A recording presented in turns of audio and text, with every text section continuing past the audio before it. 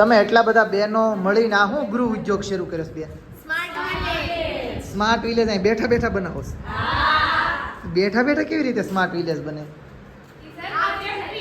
હે અચ્છા, એ ફેક્ટરી છે. પણ એમ નહીં, બેઠા બેઠા થોડું સ્માર્ટ વિલેજ બનશે. ગામમાં જવું પડશે તો સ્માર્ટ વિલેજ બનશે ને. અચ્છા, આ તમે સ્માર્ટ વિલેજનું મોડલ બનાવો છો. તો આ સ્માર્ટ વિલેજની શું વિશેષતા શું છે બેન? એટલે એમ કે છે ને સ્માર્ટ વિલેજ એટલે કે જે માણસો અત્યારે સિટીમાં સ્થાયી થવા માંડ્યું છે એટલે એને એમ પ્રેરણા આપે છે કે અહીંયા આવો અને તમે આવા વિલેજનો ઉપકર કરો એટલે કે છે ને અહીંયા બધા રહે. એટલે જે લોકો સિટીમાં રહેવા જાય, સુરત, અમદાવાદ, એ લોકો આવા ગામમાં રહેવા આવો. પણ ગામ પણ શું બનશે? એમ નહીં, બધા ગામમાં રહેવા ન આવે કેમ કે અહીંયા એટલા બધા ઉદ્યોગ ધંધા ન હોય તો કેમ આવે? બોલો. પાછા રહેવા આવતા રહે.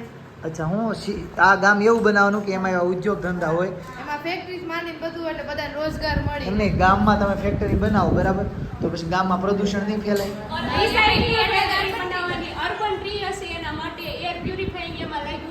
કેવું ટ્રી? Urban tree. એટલે અર્બન ટ્રી એટલે શું કહેવાય? આર્ટિફિશિયલ ટ્રી હોય, એની અંદર સોલાર લાગેલું હોય, એર પ્યુરિફાઈંગ લાગેલું હોય, જે છે ને ધુમાડાનું શોષણ કરે એટલે પ્રદૂષણ ન થાય. એટલે આ બધા મારા વિડીયો છે ને ખેડૂ માણસ હતા એટલે એને આવું અર્બન ટ્રી એવું ન ખબર, એમ દેશી ભાષામાં સમજાવો. એટલે અર્બન ટ્રી એક પ્રકારનું કૃત્રિમ ટ્રી છે. બરાબર. માણસોએ બનાવેલું ઝાડ.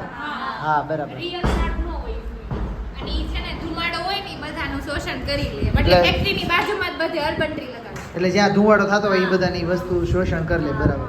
તો પછી તમે આ ક્યારના કાપો છો, આમાં કઈ લગાડો તો ખરા તો કઈ ખબર પડે? ઈ હું લગાડો?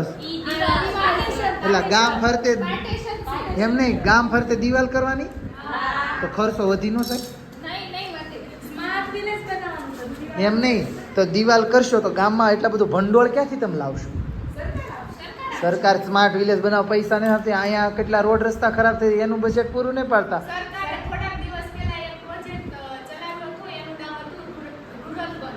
રૂરલ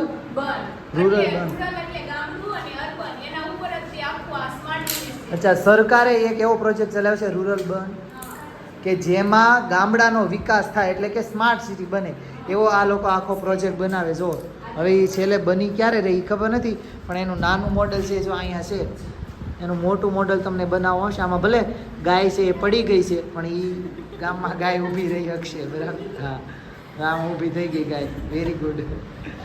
તો આ ગામમાં ફ્લાઇટ મળશે? અચ્છા, આ ગામમાં ફ્લાઇટ તો એરપોર્ટ. અચ્છા અચ્છા, પણ તો કેટલા ગામમાં એરપોર્ટ તો ઘણા ગામમાં બનાવવો પડે ને, તો ખર્ચો કેટલો? હેલીપેડ બનાવવાનું છે. અચ્છા, ઓકે, બરાબર. કોક ગામમાં, દાખલા તરીકે અમદાવાદમાં છે તેના આજુબાજુના ગામમાં નહીં બનાવવાનું. બરાબર. ભાવનગરમાં છે પણ અંતરિયાળ ગામડું છે તો એને સદ્ધર બનાવવાનું છે. એનું આ આખું મિશન છે. તો એમાં તમે પહેલાં કીધું ફેક્ટરી, પછી બીજી કઈ વસ્તુ? Urban tree. તો ફેક્ટરીનું શોષણ કરવા માટે છે ને. એને સિવાય કઈ વસ્તુ? સોલાર.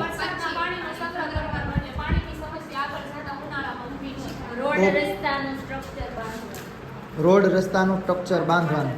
એમ નહીં, પણ લોકોને ખાલી એક ફેક્ટરીથી જ રોજગાર મળશે? બીજી કઈ વસ્તુ જે તમે કરશો કે જેનાથી લોકોને રોજગાર મળે? પશુપાલન, પછી નેચરલ ખેતી કરશે, મતલબ ઓર્ગેનિક તરફ પાછા વળવાની વાત છે. ઓકે, તો મિત્રો તમને આ બધી વાત ગળે ઉતરી કે નહીં એ ખાસ કોમેન્ટ કરજો કે ખરેખર આવું સ્માર્ટ વિલેજ હોવું જોઈએ કે નહીં.